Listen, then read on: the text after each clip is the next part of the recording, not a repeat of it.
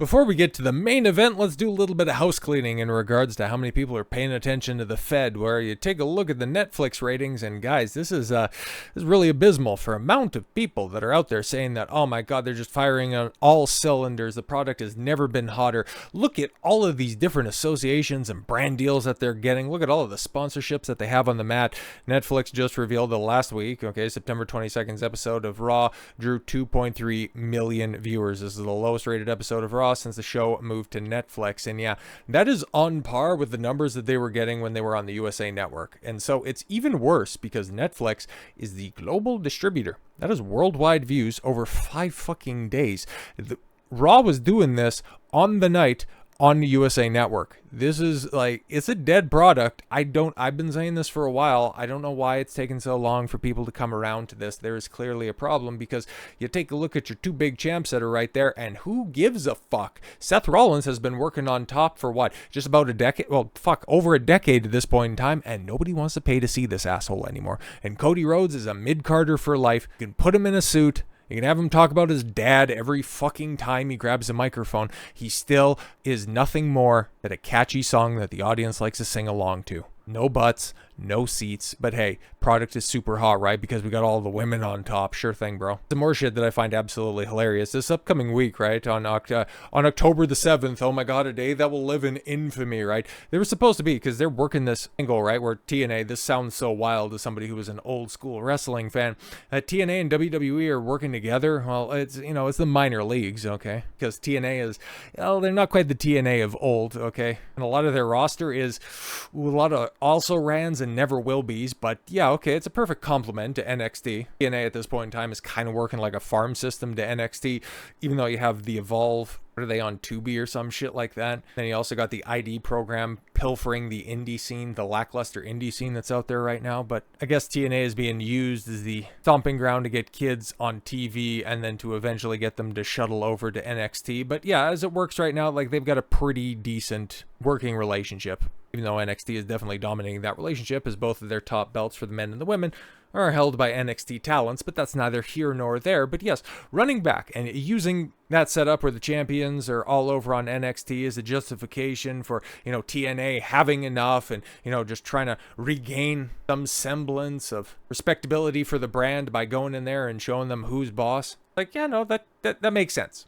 Okay. And honestly, the setup was probably done better than the original Invasion back in 2001 was. I was there, Gandalf, 24 years ago to see that shit fucking fizzle out. God, what a disaster. But that's another topic for another time and well-worn ground, especially on wrestling YouTube. But yeah, because we know that Triple H is incredibly petty, and he thinks that he can do Invasion better than the first time around, which honestly wouldn't be that difficult. He wanted to kick off this, TNA NXT program proper by doing the Invasion angle at an Invasion special for this week's NXT. But apparently, October 7th is a day that is specifically owned by the Israeli government because Israeli officials have expressed concern over WWE NXT's Invasion event, noting that the date coincides with the anniversary of the 2023 Hamas attacks. It also coincides, well, a couple of days earlier, I guess, tonight's edition of Monday Night Raw coincides with a certain storming of a mosque, but we don't need to talk about the precursor events, right? Because it's a day that'll live in infamy. October the 7th. If you don't recognize it, you're an anti-Semite or something like that. They believe that the title is poorly chosen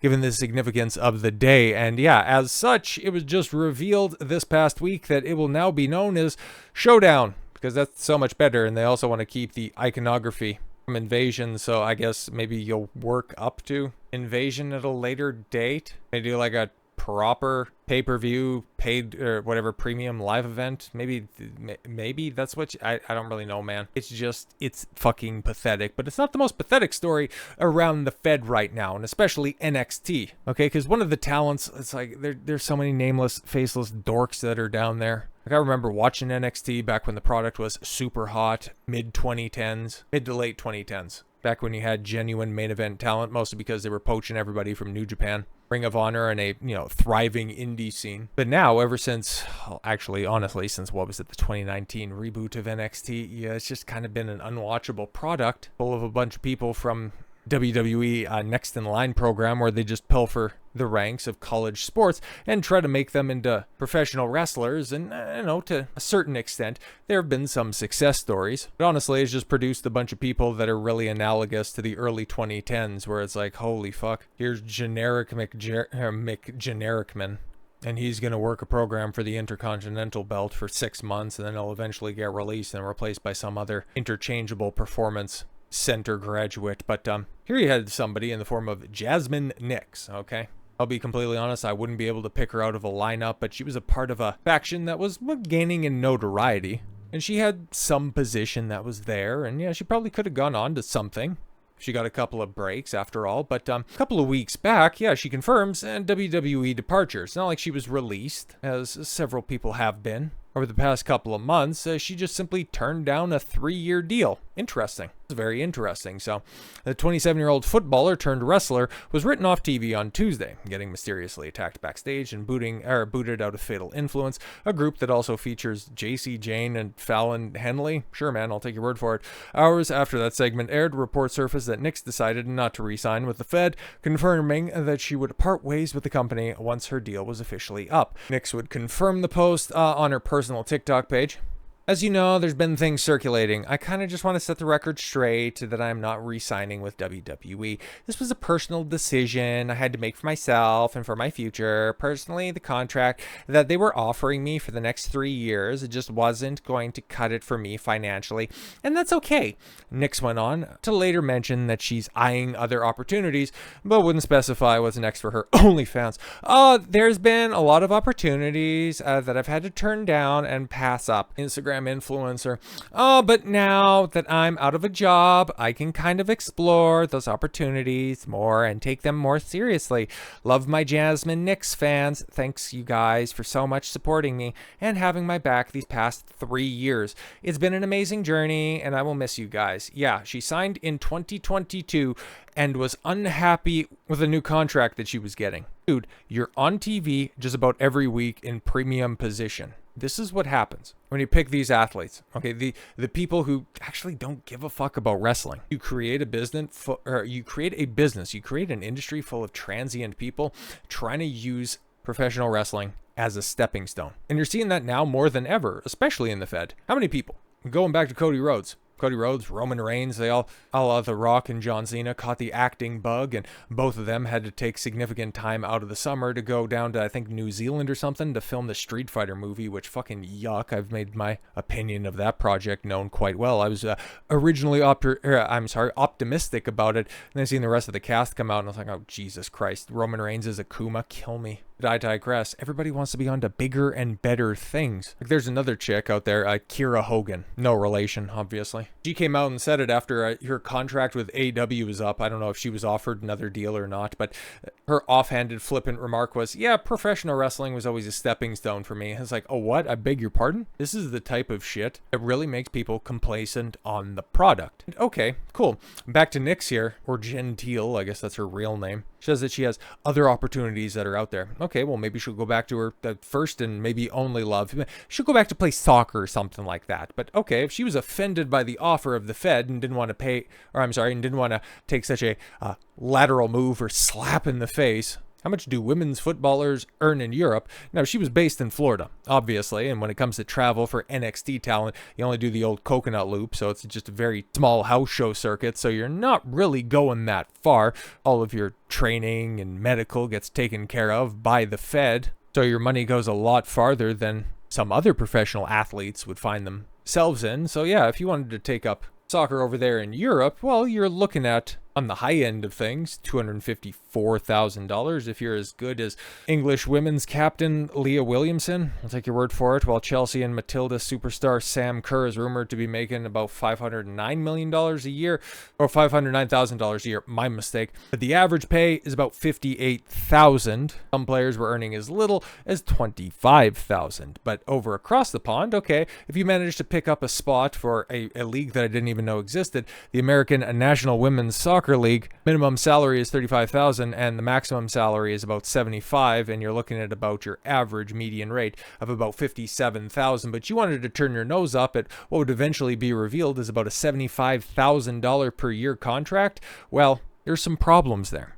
okay? And according to Booker T, okay, somebody who, was up and down the highway, worked his way up from opening matches, building his way up through the tag team ranks, then eventually would become a five-time WCW champion, and then later on to a Hall of Famer. But, WWE Hall of Fame doesn't really mean all that much in today's day and age, but he has some wonky takes on things. But this time around, he's got a pretty good take on this one. A pretty good take. So he has Booker T, says he understands Jazmyn Nyx's decision to leave WWE, $75,000. These days is not a lot of money to a lot of people. My thing is, you got to respect, you got to understand where she's coming from. She's probably making some money over there doing the soccer thing, probably was making some money with a modeling deal also that, she was doing. I respect that. My thing is also, you got to look at yourself. How much time had Jazmyn been on television? If I'm not mistaken, I think she said she had 4 knee surgeries. I think she said that she has a broken nose, and a lot of time not in the gym trying to figure this thing out. Not saying she wasn't a quick learner or anything like that. Legitimately, nobody could say, this story has been going around for a while because of the controversy it has created, but nobody could really say, oh yeah, remember that one Jazmyn Nyx banger match against, nobody's saying that, okay, because she was a mediocre talent. Obviously, you're in developmental, and so you're trying to get better. It's just, you kind of didn't really like it anymore. Just that's fine. You can just go ahead and say, it was fun while it lasted, but don't try to externalize your own failures, your own shortcomings. Say that it's everybody else's problems for not properly valuing you as such, because you seem to be getting every break in the book. That guys out there living in their car, busting their ass on the indie circuit, fucking snuff out their aunt for an opportunity to just get a tryout. But yes, I'm going to tell you, back to Booker T's quote here, but I'm going to tell you right now, injury is the worst enemy in this business. Time off is the worst enemy in this business. It really, truly is. So for someone like Jazmyn, who hasn't even gotten a real run, to have 4 knee surgeries in the NXT program, 4 knee surgeries is going to set you back, or going to set just about anybody back, and about going to screw your money up a little bit. She'd have a downside guarantee, something that is probably not present in several other female professional sports, or several other walks in life. But all right, I don't care if it's football, basketball, baseball, or football. You get injured, you're going to see, they're going to sign you next year to the same contract. You better wish you're Tom Brady or somebody like that. Otherwise, you're going to be looking to cut you or cut that money somehow. So I understand Jazmyn Nyx. I don't know how much money she was making, but I know those contracts start at a base rate. I do know that $75,000 this day is not a lot of money to a lot of people. But for somebody, plying their craft, $75,000 a year is damn good money, and especially to be on TV in a very privileged position. You got to have your head in the clouds to not understand where you're at. You're never going to get something like that handed to you on a silver platter ever again. But probably the best take on the situation I've seen mixed reactions to this, but I again think that he's bang on when it comes to this. Old Bubba Ray Dudley goes by Bully Ray now because WWE owns the trademark to the Dudley Boys. So Bully Ray reacts to WWE departure of Jazmyn Nyx. If Jazmyn Nyx would have trained at a wrestling school, wrestling would have been her passion and her dream. She most likely would have stayed put and grinded it out. One thing about wrestlers, they accept the grind to chase the dream. But when you pull from soccer, MMA, football, whatever, it's not the same. You don't have that burning sensation in you, that burning passion, like a Stephanie Vacker, who told me that wrestling was her nourishment when she didn't have enough food to eat. That doesn't burn in Jazmyn Nyx. That's not the same mental state. That not the same pit in your stomach grind. When you need to do it, you need to make it. Because this is what you get when you decide to pilfer the ranks of failed athletes, injured athletes, models, and failed actors and actresses. When you don't get wrestlers, you get pretenders, and you end up with a busted system where nobody really wants to pay attention to it because they think that nobody is taking this shit seriously. And this is why this has become such a spicy issue. And honestly, it's a reason, and a large reason why I just can't give a shit about professional wrestling anymore. So with all that said, thank you all very much for the gift of your time. I've been Don Consuelo. I want you to follow your gut and get after it. Take care, everyone.